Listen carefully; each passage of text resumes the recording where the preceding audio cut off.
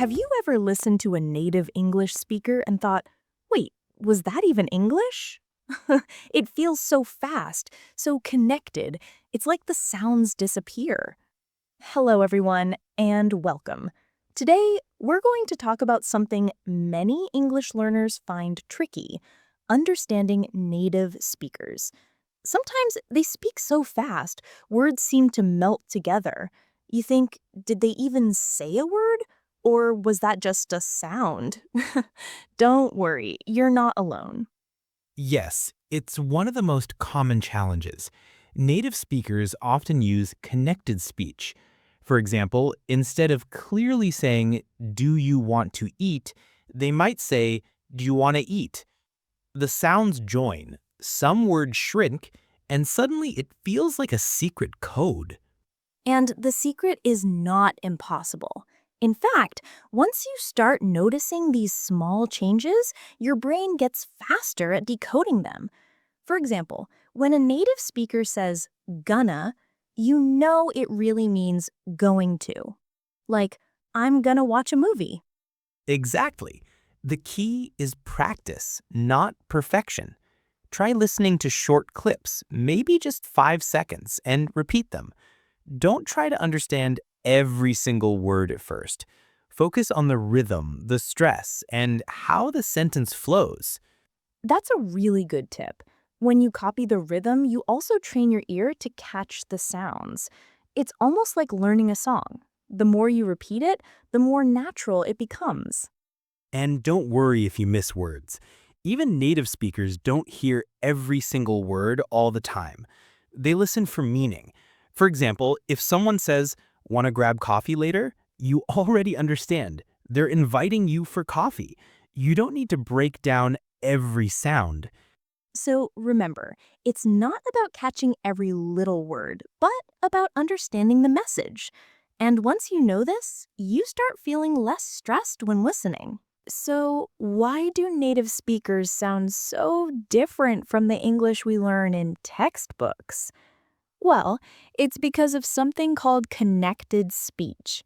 This is when sounds join together, letters disappear, and new sounds are created. Exactly. For example, in textbooks, we see want to, but in real life, people usually say wanna. So instead of "I want to go," you'll hear "I wanna go." And it's not only wanna, think about going to. Most of the time, it's gonna. So, I'm going to call you becomes I'm gonna call you. And here's another one. Did you? When natives speak quickly, it becomes didja, like didja eat, instead of did you eat. These small changes make English feel fast and difficult. But once you know them, it's like unlocking a secret. Suddenly, sentences that used to sound impossible start making sense. And here's a tip. Don't just read English, listen to it. Watch movies, YouTube videos, or podcasts. Every time you hear one of these shortcuts, pause and repeat it out loud. Shadow the speaker. Try to match their speed, their rhythm, even their emotion. This is powerful because you're not only improving your listening, you're also improving your speaking. When you can use gonna, wanna, didja naturally, you sound more fluent and people understand you more easily. And remember, fluency is not speaking fast.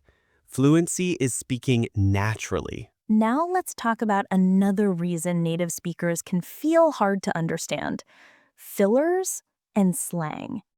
Now, fillers are those little words people use when they're thinking, like, uh, um, or like, Right.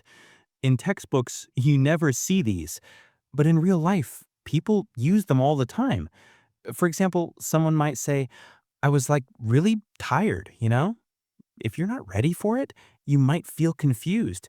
But really, the important words are, "I was really tired." The rest is just natural conversation. and then there's slang. Native speakers love using short, casual words. Instead of saying, "That's very good," they might say, "That's awesome," or "That's cool." If they're happy, they might say, "I'm pumped," or "I'm stoked." These are everyday expressions you won't always find in your English books. The good thing is you don't need to learn every slang word. Just pick a few common ones, the ones you hear often, and practice using them. That way, when you hear them, you'll understand quickly. Here's a fun trick. Choose one short phrase you hear natives use, like "no worries" or "sounds good." Try saying it in real life. It makes your English sound natural.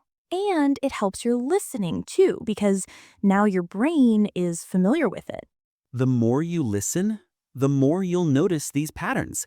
And soon, instead of getting stuck, you'll smile and think, oh, I know that one. One of the best ways to train your ear is through active listening. Active listening means you don't just let the words pass by, you pay attention to details, the rhythm, the stress, even the pauses. Yes. For example, listen to a short sentence like, what are you doing? A native might say it fast, like, what you doing? At first, it feels strange, but if you slow it down, repeat it, and shadow the sound, your brain starts to recognize the pattern. Shadowing is so powerful. You hear a line and then copy it right away, almost like you're echoing the speaker. You don't have to be perfect. The goal is to match the flow. Think of it like singing along to a favorite song. Exactly. And here's a secret. You can use subtitles to help at first. Watch a show in English, read the subtitles, and listen carefully. Then try turning the subtitles off.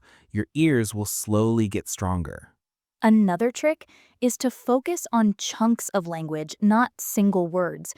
Instead of hearing, "How are you today?" try to hear the whole phrase, "How are you today?" as one smooth sound. That's how natives do it. And when you practice this way, you'll notice your listening improves much faster than you think. Now let's talk about confidence. Many learners understand more than they think, but they lose confidence when the words come too quickly. Remember, you don't have to understand every single word.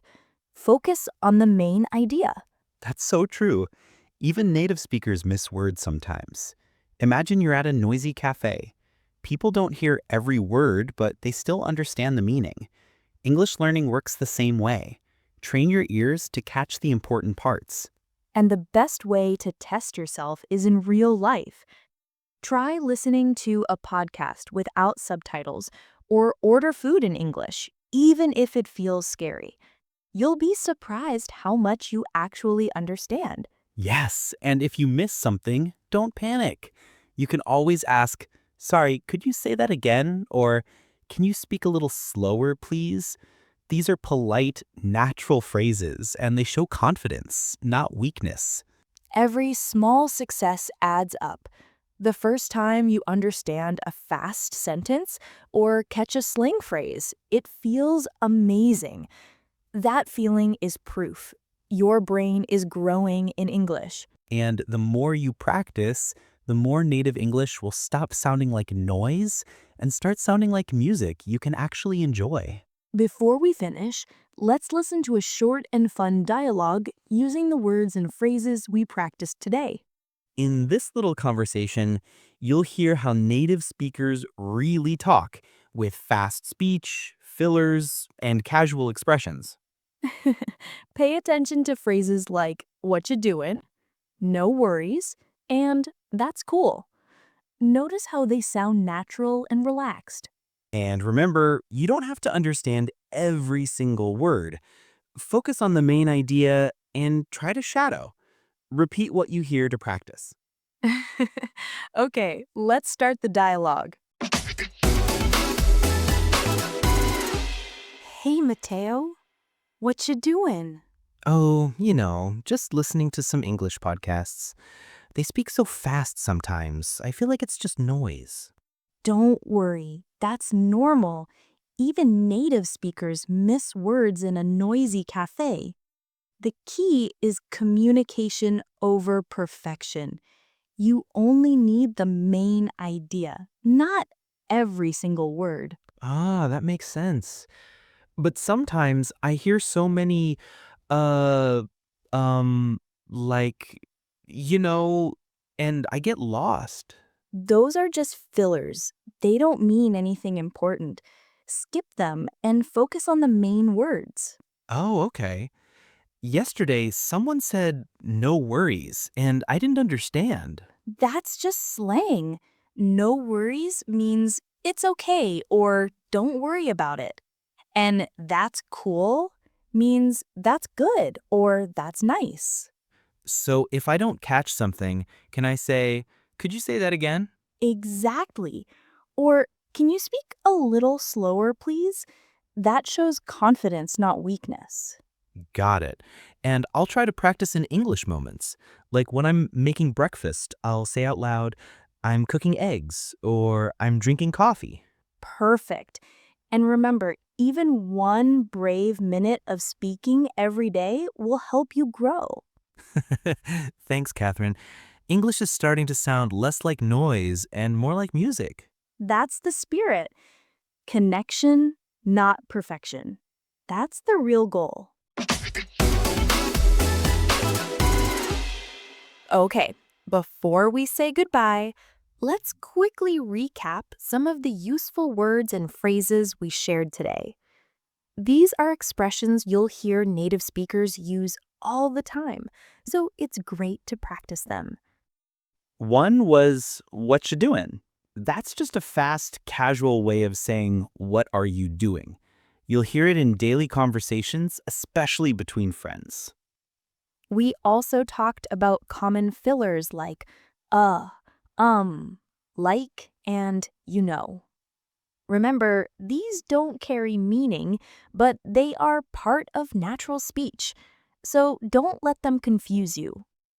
And slang phrases too, like, that's cool, or no worries. These are short, casual ways of expressing agreement or saying everything is okay. They make your English sound more natural. Another important phrase was, could you say that again? This is polite and super useful if you miss something. And you can also say, can you speak a little slower, please? Both show confidence and help you keep the conversation going. And don't forget the tip about chunks of language. Hearing and practicing phrases like, how are you today, as one smooth unit will make you sound more fluent and help you understand faster speech. So keep listening, keep practicing, and don't be afraid of fast English. Every time you try, you get better. You really can understand native speakers. And if you enjoyed learning with us today, make sure to follow and subscribe to our English podcast channel. That way, you won't miss new episodes full of tips, practice, and fun ways to improve your English. Thank you for joining us, friends. Keep learning, keep smiling, and remember, English is not just study. It's a journey. See you next time.